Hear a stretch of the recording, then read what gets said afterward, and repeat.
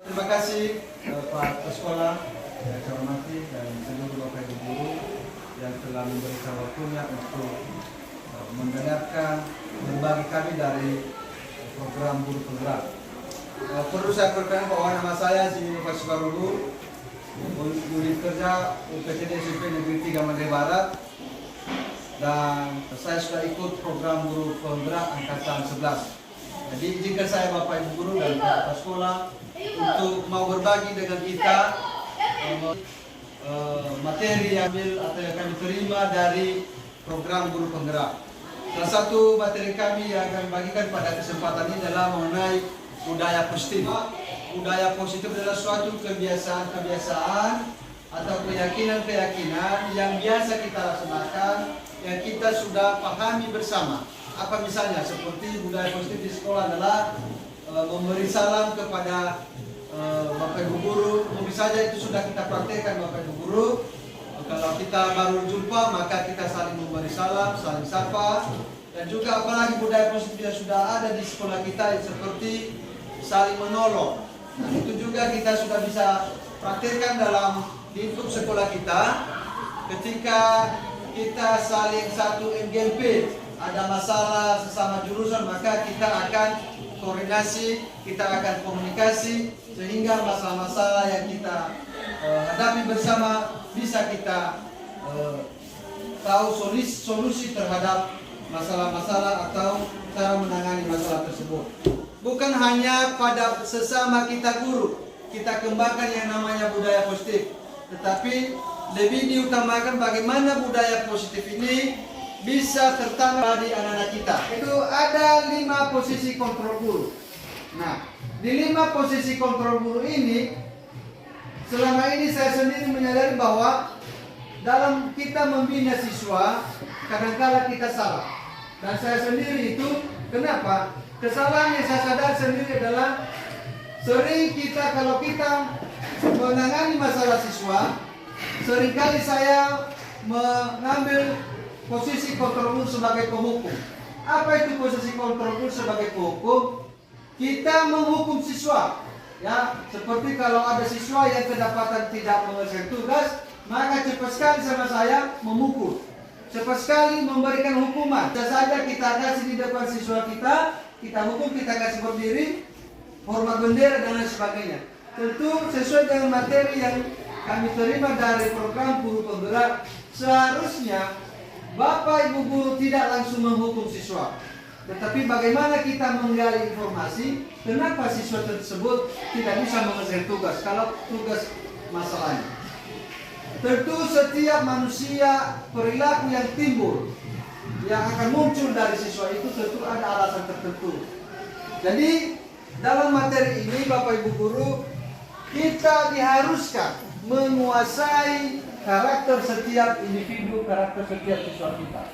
Jadi berikut ada video yang saya tampilkan bagaimana cara penjelasan 5 posisi kontrol guru.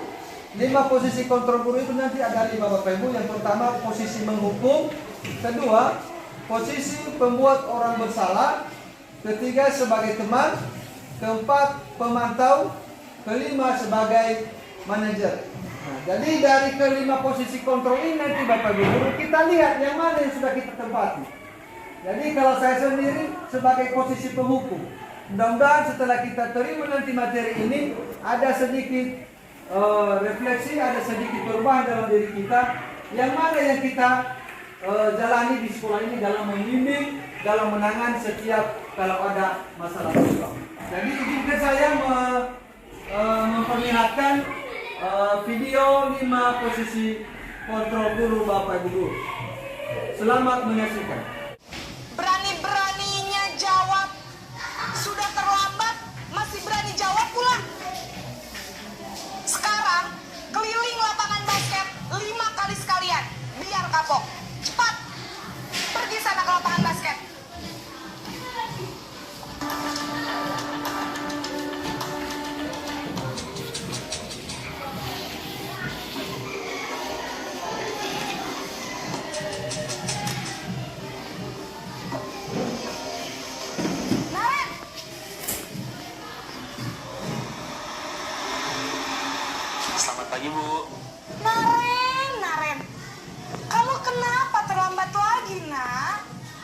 Tuhan, Naren. Kamu senang ya bikin ibu susah ya? Kalau kamu terlambat lagi, nanti ibu yang ditegur bapak kepala sekolah, nak. Disangka ibu tidak bisa membina kamu. Duh, gimana ini? Maaf, Bu. Duh, Gusti Naren. Kamu suka ya kalau ibu ditegur bapak kepala sekolah? Terus, sekarang ibu harus tulis apa ini di buku absen? Ini kamu sudah sering terlambat. Maaf sekali. Ya sudah, lain kali jangan bikin ibu susah lagi ya, nak ya. Ibu tidak akan kuat lagi kalau kamu begini terus. Bisa jantungan kalau ibu ditegur bapak kepala sekolah. Sana cepat ke kelas. Maaf ya, Bu. Maaf sekali. Posisi pembuat rasa bersalah berbicara dengan nada tenang.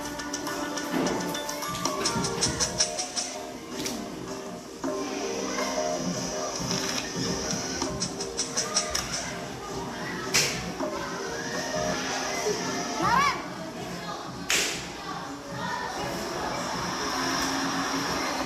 Selamat pagi, Bu. wah, sudah jam berapa ini, nak? Terlambat lagi ya, sayang. Iya, Bu. Habis ibu saya lupa bangunkan saya, Bu. Kamu malah menyalahkan ibu kamu.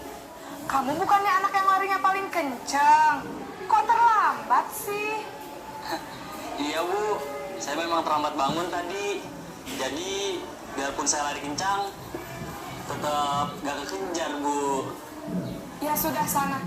Nanti lain kali larinya lebih kenceng lagi ya. Biar gak terlambat lagi. Bikin seneng ibu. Demi ibu. Bisa kan? Bisa lah, Bu.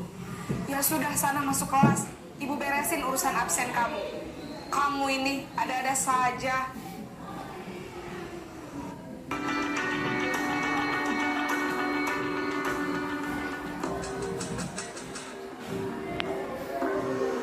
Naren!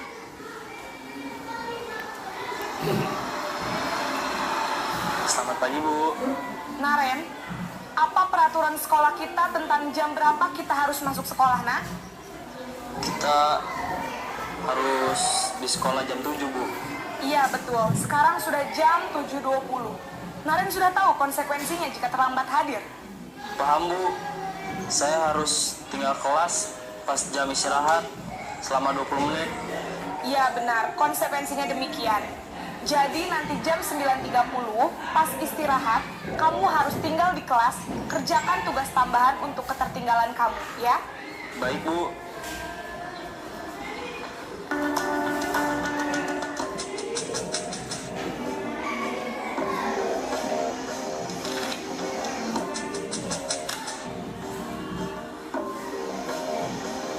Naren!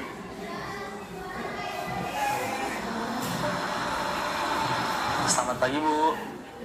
Selamat pagi, Naren. Maaf, Bu. Saya terlambat. Iya, sekolah masuknya jam 7, sekarang sudah jam 7.20. Jadi sekarang bagaimana ini, Naren? Maaf, Bu. Saya lupa setel alarm saya semalam. Baiklah, menurut kamu, keyakinan sekolah yang mana yang perlu kamu tingkatkan? Menghargai diri sendiri dan orang lain mungkin ya, Bu. Setuju. Jadi, apakah Naren meyakini prinsip saling menghormati tersebut? Iya, Bu. Saya meyakininya. Apakah Naren bersedia memperbaiki masalah keterlambatan ini? Bersedia, Bu. Bagaimana kamu akan perbaiki masalah keterlambatan ini? Saya akan coba untuk tidak lupa menyetel alarm saya, Bu. Baik, kalau Naren lupa menyetel alarm di rumah, ada orang yang kira-kira bisa bantu mengingatkan tidak? Ada, Bu. Kakak saya, Kak Ema. Ada lagi selain Kak Emma?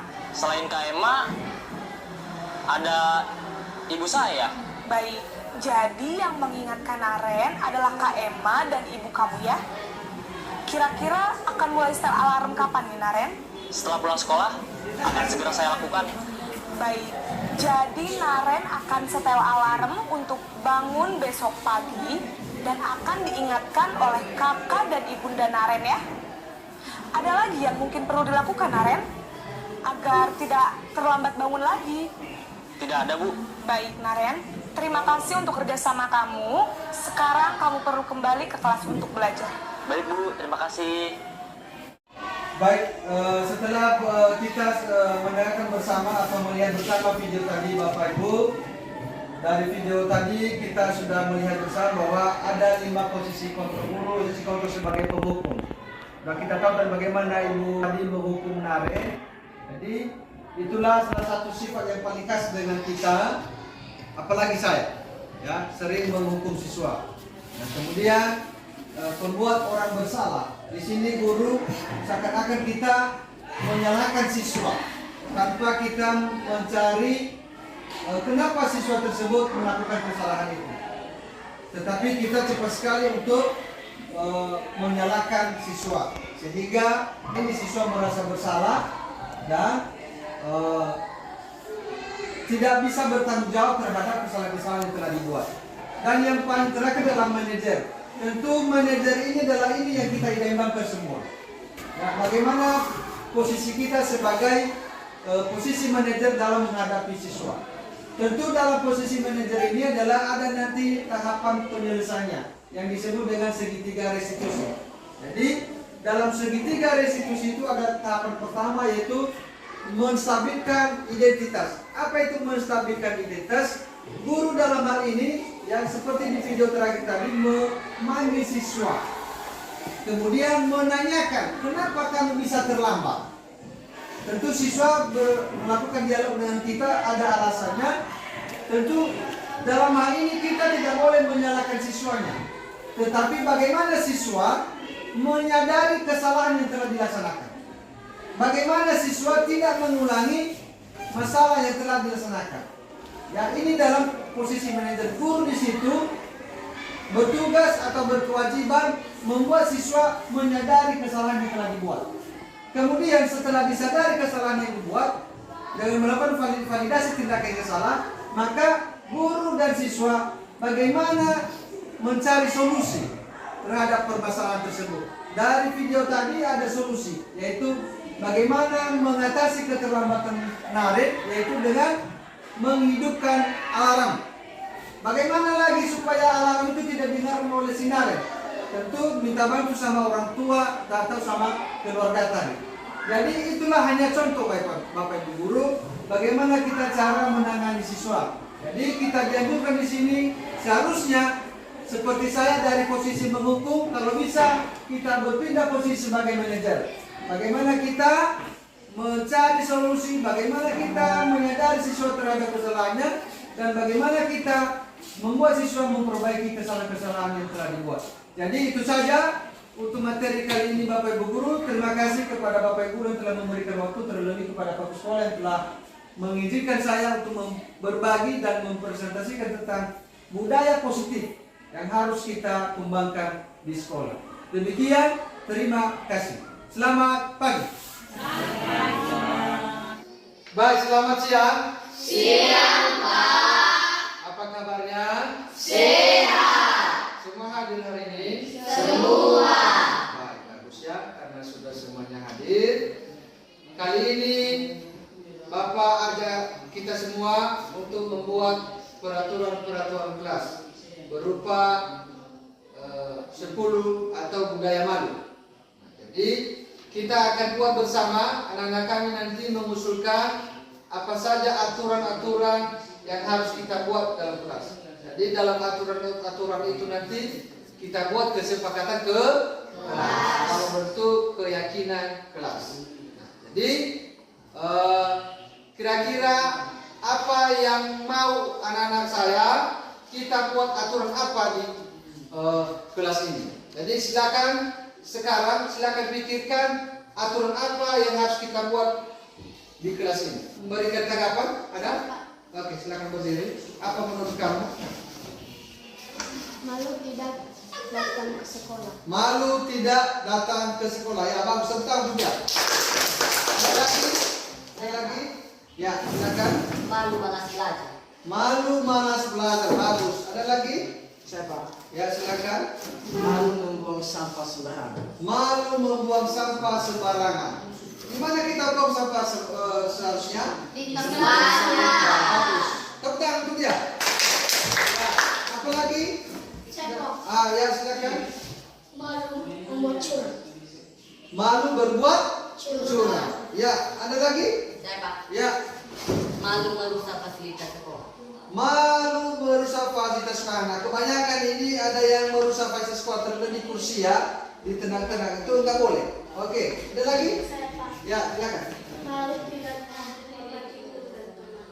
Iya, malu tidak menghormati guru dan teman. Kita hargai baik itu guru maupun juga teman-teman. Apalagi ada yang mengusulkan lagi? Saya Pak. Ya, silakan.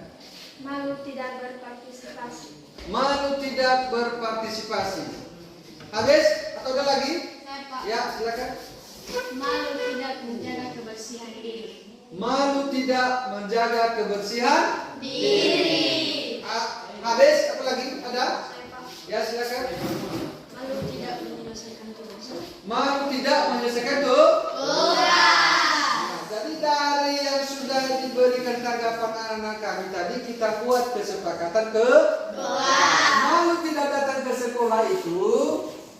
Kesepakatan yang harus kita buat di situ adalah disiplin. Jadi anak-anak saya harus disiplin. Harus membiasakan budaya malu tidak datang ke sekolah. Jadi apa kesepakatannya adalah harus disiplin. Malu membuang sampah sembarangan. Malu membuang sampah sembarangan. Di mana kita buang sampah? Di tong sampah. Jadi kesepakatan yang dibuat di situ adalah setiap siswa menjaga kebersihan kelas. Bagaimana kita menjaga kebersihan kelas dengan membuang sampah pada tong sampah. Bukan di halaman sekolah. Apalagi tadi? Saya Pak. Ya. Malu membuat curang. Malu berbuat curang. Artinya anak-anak saya harus menanamkan nilai yang namanya jujur. Tidak boleh curang. Jadi itu kesepakatan kita. Semuanya harus jujur. Apalagi? Saya Pak. Ya. Malu tidak menghormati guru dan teman. Ya, malu tidak menghormati guru dan teman. Jadi nilai yang harus kita buat di situ kesepakatannya adalah harus saling menghargai baik sesama siswa maupun dengan guru. Harus saling menghargai, itu yang kita tanam. Oke, siapa lagi? Ya. Malu tidak berpartisipasi. Malu tidak berpartisipasi. Ini juga berkaitan dengan kepedulian. Jadi anak-anak saya harus juga peduli. Apapun kegiatan yang kita laksanakan harus peduli. Jangan acuh tak acuh. Jangan tidak adanya partisipasi. Semuanya berpartisipasi. Apapun kegiatan, termasuk dalam kegiatan belajar mengajar. Apalagi? Saya Pak. Ya. Malu tidak menjaga kebersihan diri. Ya, malu tidak menjaga kebersihan diri. Apa saja yang kita bersihkan dalam diri kita, termasuk pakaian. Pagi-pagi harus mandi. Harus gosok gigi. Rambutnya harus dirapikan. Harus kita budayakan itu malu tidak membersihkan diri, itu menjaga kebersihan. Sama dengan membuang sampah tadi, kita tanamkan budaya positif di situ, yaitu menjaga kebersihan. Baik lingkungan maupun diri sendiri. Apalagi? Ya. Malu tidak menyelesaikan tugas. Malu tidak menyelesaikan tugas. Artinya sifat kesepakatan yang kita buat di situ dalam mengenai tanggung jawab. Kemudian kemandirian.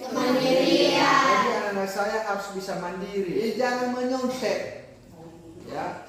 Kalau menyontek berarti sifat kesepakatan kelas sudah dilanggar yang namanya mandiri. Berarti anak-anak saya tidak bisa mandiri. Tetapi kalau bisa dikerjakan berarti dia sudah bisa mandiri. Sudah bisa bertanggung jawab. Jadi itulah kesepakatan kelas kita. Kalau kita sudah buat kesepakatan berarti tidak boleh dilanggar. Dan selalu diingat dimanapun. Terlebih tadi membuang sampah. Kalau ke kantin, tidak boleh buang sembarang sampahnya. Ada tong sampah kita, ada kan? Ada. Saya rasa itu saja kesepakatan kelas yang kita buat. Dan semoga ya apa yang kita sepakati hari ini kita junjung tinggi dan kita hormati dan kita akan laksanakan. Bisa? Bisa. Selamat siang. Siang, Pak.